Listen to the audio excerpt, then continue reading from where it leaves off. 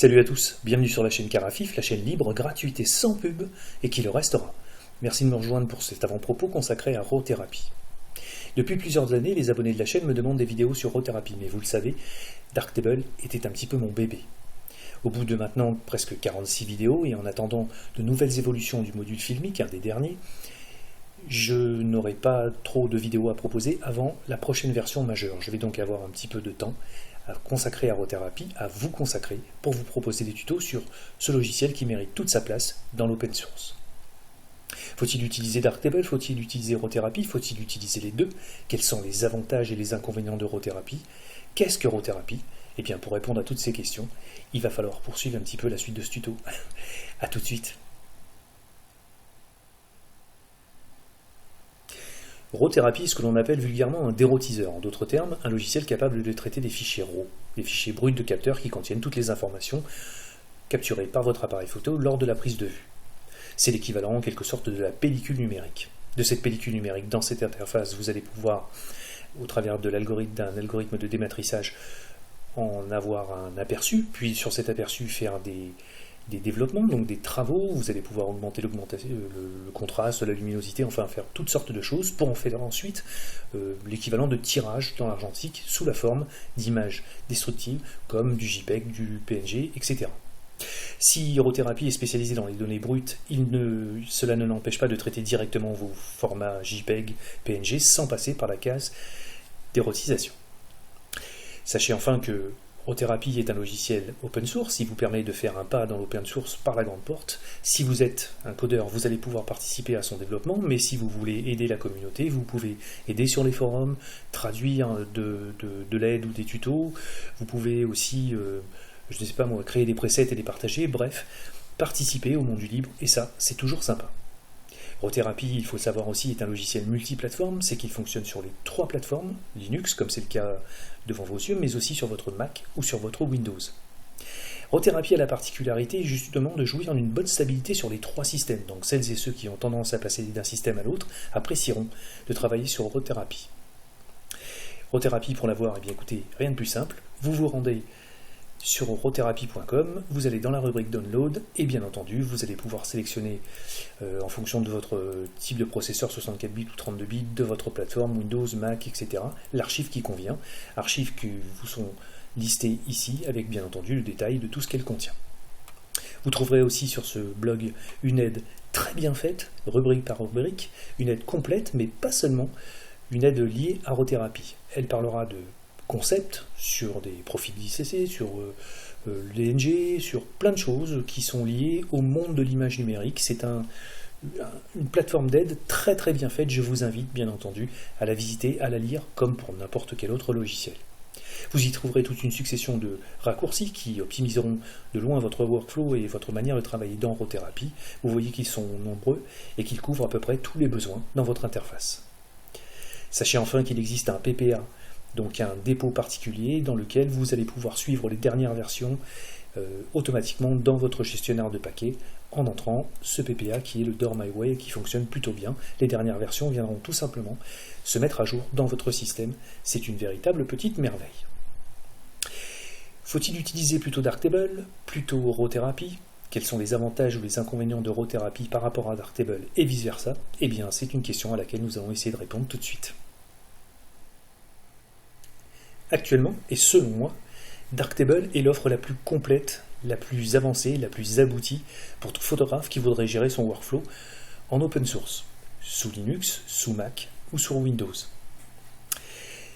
Darktable a si bien évolué ces dernières années qu'actuellement, selon moi toujours, il est largement au-dessus de Lightroom puisqu'il propose des fonctionnalités avancées de retouche. Avec les modules liquéfiés, vous pouvez retailler la taille d'un nez, agrandir la taille des yeux sans que ça se voit. Vous pouvez, grâce au module de retouche, travailler en décomposition en ondelette pour aller fondre des visages, faire des flous, supprimer le grain de la peau de façon très professionnelle et vous éviter ainsi les allers-retours entre votre Darktable et votre GIMP et ou votre Photoshop. Bref, c'est un logiciel qui, même s'il n'est pas un catalogueur, jouit de fonctionnalités de catalogage très avancées, de catalogage mais aussi de tri.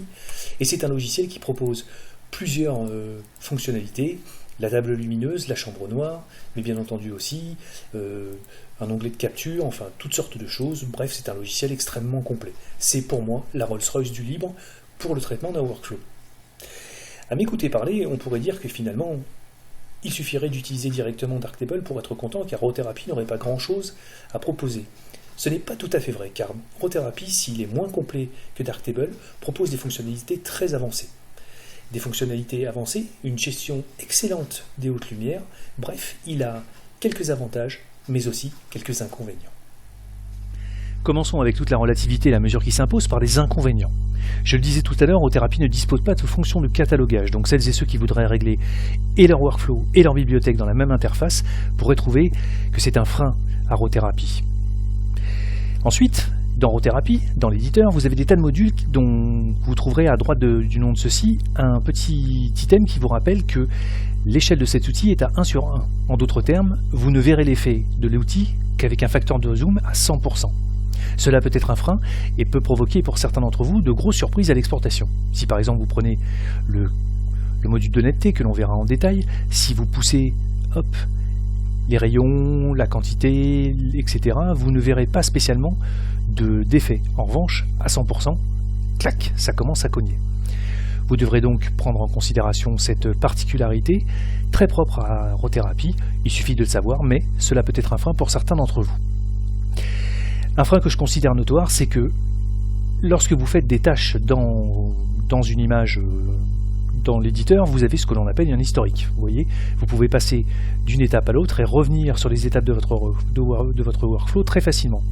Cependant, et c'est une particularité de Rotherapy, si vous avez le malheur de changer d'image ou de quitter Rotherapy pour réouvrir la même image, vous perdrez cette pile d'historique. Rappelons-le tout de même, Rotherapy est un dérotiseur qui fonctionne sur un mode non destructif, donc vous retrouverez sans aucun problème tous vos réglages, ça vous ne les perdrez pas. En revanche, vous perdrez le bénéfice de la pile d'historique, et ça c'est un petit peu gênant. En tout cas, moi je trouve ça vraiment dommage. J'espère que dans les versions futures, cette petite erreur de jeunesse sera vite corrigée. Enfin, Rotherapy propose des modules très techniques, voire des modules trop techniques. Si je prends en exemple, par exemple celui-ci, le module niveau d'ondelette, juste ce module, regardez, je fais défiler devant vos yeux tout ce que propose ce module, et cette avalanche, cette opulence de techniques, de curseurs, de seuils, etc. pourrait en rebuter plus d'un. Cependant, nous en reparlerons dans les avantages, ceci peut en être un aussi. Puisque je parle d'avantages, je dirais que Rotherapy a une excellente gestion des hautes lumières, on peut faire de très très belles choses avec les outils qui sont proposés. Un outil de netteté qui est très professionnel, très fin, qui propose des tas de paramètres, des tas de réglages avec différents modes de flou. Personnellement, je suis fan de ce module. La décomposition en ondelette, bien entendu, c'est une chance de la posséder. Rotherapy vous la propose. Pardonnez-moi. Une fluidité globale de l'interface que je trouve absolument géniale. Vous pouvez passer de la file d'attente au navigateur jusqu'à l'éditeur de façon très facile, très instantanée. La file d'attente, justement, j'en parlais à l'instant, c'est une interface qui vous permet de stocker toutes les photographies qui sont, comme son nom l'indique, en attente d'être développées. Elle propose donc les mêmes options que l'enregistrement, la fonction d'enregistrement des images, mais vous permet aussi, lorsque vous avez plusieurs vignettes, d'en changer l'ordre, etc. Enfin, on reviendra en détail sur cette file d'attente. Je trouve que c'est vraiment un gros sérieux avantage à ce logiciel. Je parle d'avantages, je parlais d'inconvénients. Les inconvénients peuvent être des avantages et vice-versa. Dans les avantages, je rajouterai un inconvénient. Rotherapy n'a pas de fonction de catalogage. Pour celles et ceux qui utiliseraient ce logiciel juste pour retoucher des fichiers bruts, l'absence de fonction de catalogage peut être un avantage. Justement, alléger l'interface avec des fonctionnalités qui ne vous serviraient à rien. Donc, pour certains d'entre vous, je pense que l'absence de fonction de catalogage, mais la présence néanmoins de fonction de tri, peut être très utile. Les modules trop techniques peuvent être des modules très techniques, et donc, comme je vous le disais tout à l'heure, Rotherapy ne satisfera pas seulement que le photographe. C'est un logiciel qui est globalement fait pour l'image numérique. Les photographes n'ont pas le monopole de l'image numérique. Certains ont besoin de traiter des images numériques de façon un petit peu scientifique, comme des météorologues, des informaticiens, etc. Et Rotherapy, justement, propose des modules qui sont capables de venir chercher toute la quintessence de vos fichiers et venir l'exploiter. Donc, ce qui est un inconvénient pour certains, peut être un avantage sérieux pour d'autres.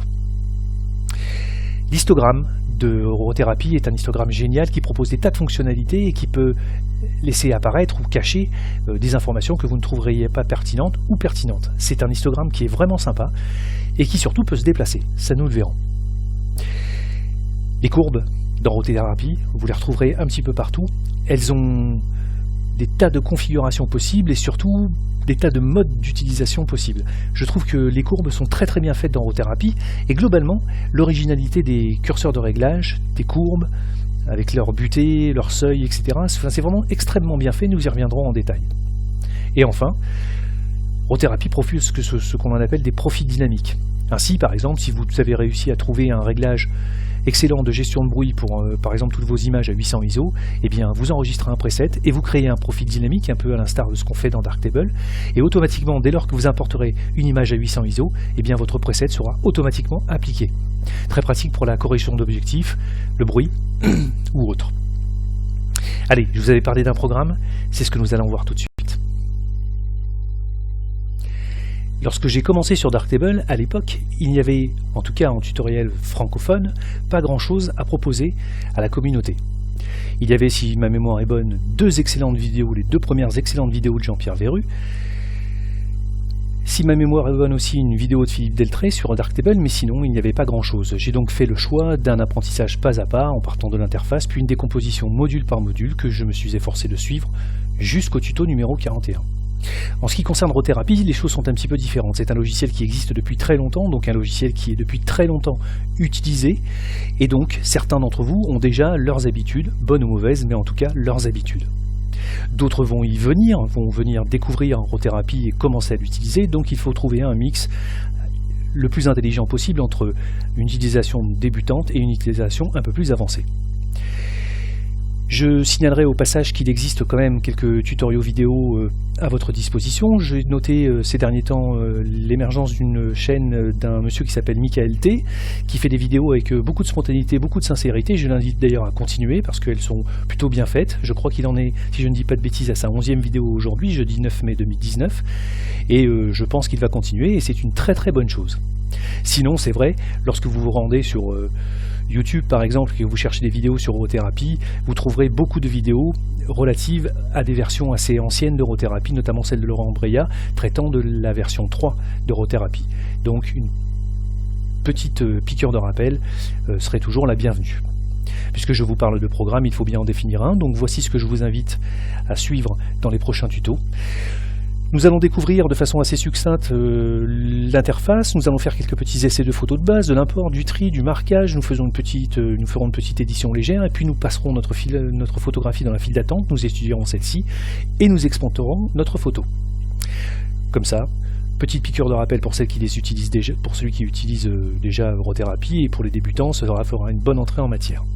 Puis nous rentrerons dans le vif du sujet en étudiant le module NetT, qui est un module auquel je tiens, qui est vraiment très précis, très technique. Puis nous verrons l'exposition en règle générale, avec une spéciale dédicace aux hautes et aux basses lumières. Puis nous verrons la décomposition en ondelettes, présente dans Rothérapie, c'est une chance, je le disais tout à l'heure. Nous verrons les presets et les profils dynamiques, très utiles pour le traitement d'un workflow. Puis nous finirons par la gestion du bruit dans son ensemble, bruit de luminance et bruit de chrominance. Comme la chaîne Carafif est une chaîne assez dynamique avec laquelle j'échange quand même pas mal avec mes abonnés, au fur et à mesure de vos commentaires, de vos interventions, nous verrons ensemble ce qui vous intéresserait de voir plus spécifiquement et nous redéfinirons les suites du programme concernant la série de tutos pour Rothérapie. Je vous remercie beaucoup d'avoir suivi cet avant-propos, je vous dis à très bientôt pour de nouvelles aventures sur la chaîne Carafif et comme d'hab, c'est bon pour le référencement. Abonnez-vous, visionnez et surtout partagez avec ces vidéos, profitez au plus grand nombre. A bientôt, salut, bye bye.